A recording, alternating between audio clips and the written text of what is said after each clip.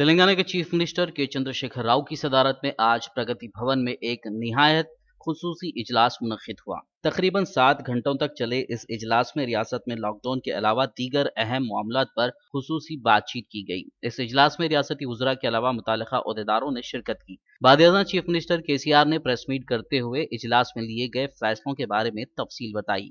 इस दौरान केसीआर ने कहा कि तेलंगाना में 5 मई तक 1096 कोरोना के पॉजिटिव केसेस सामने आए हैं। 5 मई को 11 पॉजिटिव केसेस दर्ज किए गए हैं। आज 43 लोगों को डिस्चार्ज भी किया गया है। इसी तरह 628 पेशेंट अब तक तेलंगाना रियासत में अस्पतालों से डिस्चार्ज किए जा चुके हैं, जबकि 439 एक्टिव केसेस अभी भी मौजूद हैं और तेलंगाना में अब तक कोरोना की वजह से 29 लोग अपनी जान गंवा चुके हैं। रियासती हुकूमत की जानिब से कोरोना को कंट्रोल करने के लिए बेहतरीन इक़दाम किए जा रहे हैं। भारत में पहला कंटोनमेंट जोन तेलंगाना में बनाया गया था। करीमनगर में मुल्क का पहला कंटोनमेंट बनाया गया और वहां कोरोना की वजह से एक भी मौत नहीं हुई है। केसीआर ने कहा कि दुनिया भर में कोरोना तेजी से फैल रहा है। भारत के कई स्टेट्स में भी इसके खतरनाक असरात देखे जा रहे हैं, लेकिन तेलंगाना में किए गए इक़दाम से कोरोना के केसेस पर काफी हद तक काबू पाया जा चुका है। हमको मजीद लॉकडाउन पर अमल करने की जरूरत है। इसमें अवाम की जानिब से भरपूर ताउन भी मिल रहा है। केसीआर ने कहा कि तेलंगाना में इस बीमारी के लिए वैक्सीन की तैयारी का काम भी चल रहा है। भारत बायोटेक, बायोलॉजिकल इवॉन्स, सैंटा बायोटेक कंपनियां जिनोमी वैली में कोविड की वैक्सीन के लिए रिसर्च कर रही हैं। उन्होंने उम्मीद जाहिर की कि अगस्त या सितंबर के महीने तक कोरोना की वैक्सीन तेलंगाना में तैयार कर ली जाएगी। रियासत के रेगुलर पेशेंट्स जो बीपी, शुगर, हार्ट के मरीज हैं, उनको 3 महीनों की दवाइयां पहले ही देने की हिदायत दी गई है। ऐसे लोगों को मजीद एहतियात की जरूरत है। उसके लिए भी हुकूमत की जानिब से मुमकिना इक़दाम किए जा रहे हैं। केसीआर ने कहा कि 65 साल के बुजुर्ग और छोटे बच्चों को बहुत एहतियात करने की जरूरत है। इन लोगों को घर से बाहर नहीं निकलना चाहिए। केसीआर ने कहा कि तेलंगाना के 6 डिस्ट्रिक्ट्स रेड जोन में हैं, 9 डिस्ट्रिक्ट्स ग्रीन जोन में हैं और 18 डिस्ट्रिक्ट्स ऑरेंज जोन में आ गए हैं। केसीआर ने मजीद कहा कि रेड जोन में जो इलाके हैं वहां सख्ती के साथ काम करने की जरूरत है। यहां किसी भी तरह से कॉम्प्रोमाइज नहीं किया जा सकता। केसीआर का कहना था कि जो डिस्ट्रिक्ट्स ऑरेंज जोन में थे उनमें से 5 से 6 डिस्ट्रिक्ट्स ग्रीन जोन में आ चुके हैं। हैदराबाद, रंगारेड्डी और मेडचल में मजीद सख्ती की जरूरत है, क्योंकि तेलंगाना में जितने केसेस सामने आए हैं उसका 66% हैदराबाद, रंगारेड्डी और मेडचल में रिकॉर्ड किया गया है, जबकि जीएचएमसी से बहुत ज्यादा केसेस फिलहाल सामने आ रहे हैं। केसीआर ने इन डिस्ट्रिक्ट्स की आवाम को सख्ती से एहतियात करने की अपील की। केसीआर ने कहा कि रियासत में कोरोना के मौजूदा हालात को देखते हुए और माहिरीन से तजावीज हासिल करने के बाद कैबिनेट मीटिंग में यह फैसला लिया गया है कि तेलंगाना में लॉकडाउन पर 29 मई तक अमल किया जाएगा। रात के कर्फ्यू पर भी सख्ती से अमल करने की जरूरत है और दिन में लॉकडाउन की पाबंदी रहेगी। उन्होंने अवाम को लॉकडाउन और रात के कर्फ्यू पर सख्ती के साथ अमल करने की अपील की। केसीआर ने कहा कि भारत में फिलहाल safety kits, mask, PPE kits की कमी है, लेकिन तेलंगाना में सेफ्टी किट्स का मुनासिब जखीरा मौजूद है, बल्कि हम दूसरी रियासतों की मदद भी करने के काबिल हैं। तेलंगाना का हेल्थ डिपार्टमेंट कोरोना के मुकाबले के लिए पूरी तरह तैयार है। अब हुकूमत हेल्थ डिपार्टमेंट के साथ अवाम के साथ की जरूरत है। केसीआर ने कहा कि लॉकडाउन के शुरुआत से और लॉकडाउन के दौरान अवाम का साथ मिल रहा है। उन्होंने मजीद अवाम के साथ की अपील की। इस दौरान केसीआर ने कहा कि रेड, ग्रीन और ऑरेंज जोन्स में कंस्ट्रक्शन वर्क की इजाजत रहेगी, लेकिन रेड जोन के डिस्ट्रिक्ट्स में दुकानें बंद रहेंगी। यहां सिर्फ कंस्ट्रक्शन रिलेटेड दुकानें जैसे सीमेंट, स्टील, इलेक्ट्रिकल्स, हार्डवेयर की दुकानें खुली रहेंगी। इसी तरह एग्रीकल्चर सेक्टर से रिलेटेड दुकानें भी खुली रहेंगी। केसीआर ने मजीद कहा कि कल यानी 6 मई से रियल एस्टेट का कारोबार भी किया जा सकेगा। जमीन और प्रॉपर्टीज की खरीदो फरोख्त की जा सकेगी। इसके लिए रेवेन्यू डिपार्टमेंट भी काम करेगा। वहीं आरटीए डिपार्टमेंट भी अपना काम दोबारा शुरू कर देगा। रेड जोन में भी रेवेन्यू और आरटीए ऑफिसर्स काम करेंगी। गाड़ियों का रजिस्ट्रेशन भी कराया जा सकेगा। केसीआर ने कहा कि सोशल डिस्टेंसिंग पर अमल करते हुए शराब की दुकानें ग्रीन और ऑरेंज जोन में खुली रहेंगी, जबकि रेड जोन में शराब की दुकानें बंद ही रहेंगी। केसीआर ने कहा कि शराब की कीमतों पर 11 से 16% का इजाफा किया गया है और सुबह 10 बजे से शाम 6 बजे तक शराब की दुकानें खुली रह सकती हैं और बिना मास्क के शराब खरीदने वालों को शराब नहीं मिलेगी। केसीआर ने कहा कि ग्रीन जोन और ऑरेंज जोन में ऑटो चलाने की भी इजाजत रहेगी और दुकानें सुबह 10 बजे से शाम 6 बजे तक खुली रहेंगी। वहीं रात के वक्त कर्फ्यू में सख्ती से अमल किया जाएगा, लेकिन सोशल डिस्टेंसिंग पर अमल नहीं किया गया तो सब दुकानें बंद कर दी जाएंगी। केसीआर का कहना था कि मई की 15 तारीख तक देखा जाएगा और फिर शराब की दुकानों और बाजार के खुले रहने के बारे में एक मीटिंग करते हुए फैसला लिया जाएगा।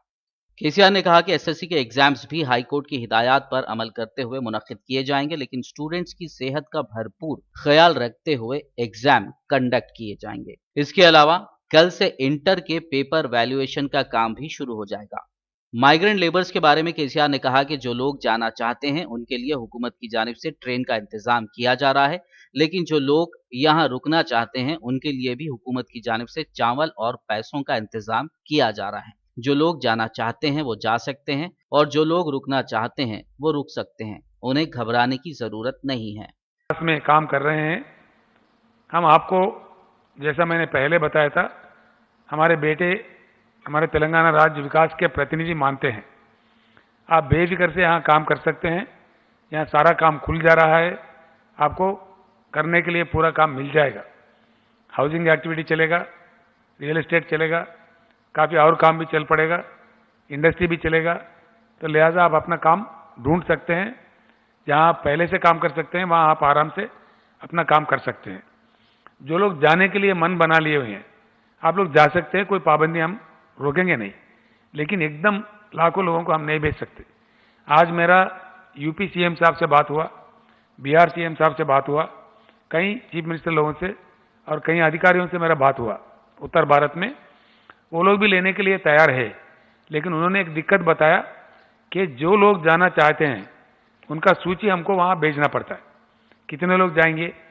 और उस राज्य में, वो चाहे उत्तर प्रदेश में हो, राजस्थान में हो, मध्य प्रदेश में हो या किसी और राज्य में हो, बिहार में हो, झारखंड में हो, तो वहाँ पे किस जिले में वो लोग जाएंगे, क्योंकि वहाँ के सरकार इनके जाने का प्रबंध करना चाहिए।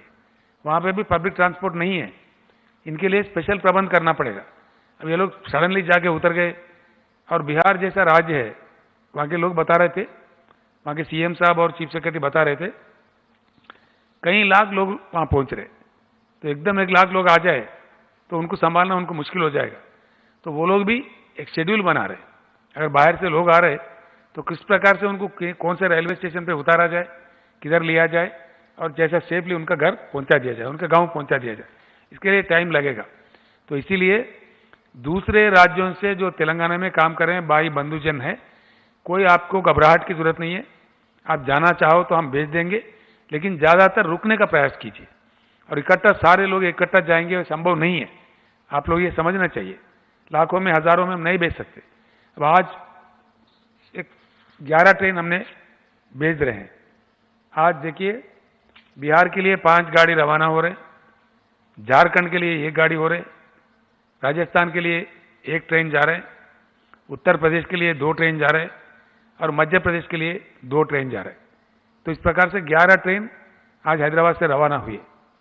मैं 40 ट्रेन भेजना चाह रहा था, लेकिन उन राज्यों से भी हमारे को कंसेंट की जरूरत है, इजाजत लेना पड़ता है। तो एकदम 10,000 गए, वहाँ पे बस नहीं मिलेगा, आप अपने गांव नहीं पहुँच जाएंगे, वहाँ भी दिक्कत हो जाएगा, ये कुछ उल्टा सुल्टा हो जाएगा। तो इसीलिए धीरे धीरे अब तक 13 ट्रेन, पहले 2 ट्रेन जा चुके हैं, अब 13 ट्रेन जा रहे हैं। अब एक ऐसी अच्छी बात यह है, एक पॉजिटिव बात, कि हमारे राज्य में पूरे राइस मिल्स में, जितने भी राइस के मिल्स है, बिहार के भाई काम करते हैं। अभी वो 20-22 हज़ार लोग आना चाह रहे हैं बिहार से, हम उसको लेने के लिए तैयार हैं। जो गाड़ी बिहार जा रहा है, वहाँ से राइस मिल में काम करने वाले लोग वापस में उसी गाड़ी में वापस हम लोग ला रहे हैं। कल एक ट्रिप आ रहा है बिहार से, जो कल गया था ट्रेन, उस ट्रेन से बिहार से फिर हम वहाँ से 1200 लोगों को भर्ती करके ला रहे हैं, जो यहाँ के भिन्न प्रांतों में राइस मिल्स में काम करने वाले हैं। इस प्रकार से 20-25 हज़ार लोग आ भी रहे हैं, सिर्फ जाने वाले नहीं, काम के लिए आने वाले भी हैं। हम लोग समझते हैं अभी थोड़ा पीड़ा उठा रहे, पीड़ा से गुजर रहे, लिहाजा आप अपना घर जाना चाहते हैं तो एकदम हम भेज नहीं पाएंगे। आप रजिस्ट्रेशन करवा लीजिए, हम आपको भेजने का प्रयास धीरे धीरे करेंगे, स्टेप बाय स्टेप करेंगे। वो इस प्रकार का हमें वहाँ से मिलना पड़ता है, उनका अनुमति लेके हम आपको भेजेंगे ताकि आप सेफ जा सकते। और हमें पूरी जानकारी ये भी है कि आप वापस फिर से तेलंगाना राज्य में आएंगे, आपको यहाँ खाना मिलता है, पेट भर के हाथ भर के काम भी मिलता है, हर चीज़ में मिलता है। तो आप लोग कहीं नहीं जाएंगे, फिर काम करने के लिए आएंगे। तो इसलिए आप लोगों को कोई घबराहट की जरूरत नहीं है, हम धीरे धीरे आपको भेजते जाएंगे, लिहाजा आप कोई फिक्र करने की जरूरत नहीं है। आप रह सकते हैं, अगर रहना चाहे, कोई दिक्कत हो 100 को डायल कीजिए, वहाँ के अधिकारी से मिलिए, वहाँ के एमएलए से मिलिए, हमारे मंत्री जी से मिल लीजिए, आपको पूरा हम कर सकते हैं। अभी जो कर रहे हैं फंक्शन हॉल्स में हम काम इंतजाम कर रहे हैं, हर लिहाज से कर रहे हैं, वो आप जानते उस बात को, उसी प्रकार से आपके साथ रवैया होगा। आप कोई घबराहट ना करें, परेशान ना हो, कोई ऐसी चीज की जरूरत नहीं है। एग्रीकल्चर सेक्टर की बात करते हुए सीएम केसीआर ने कहा कि किसी भी स्टेट में किसानों से अनाज नहीं खरीदा जा रहा है, लेकिन तेलंगाना में हुकूमत की जानिब से किसानों से अनाज खरीदने का इंतजाम किया गया है। किसानों को परेशान होने की जरूरत नहीं है।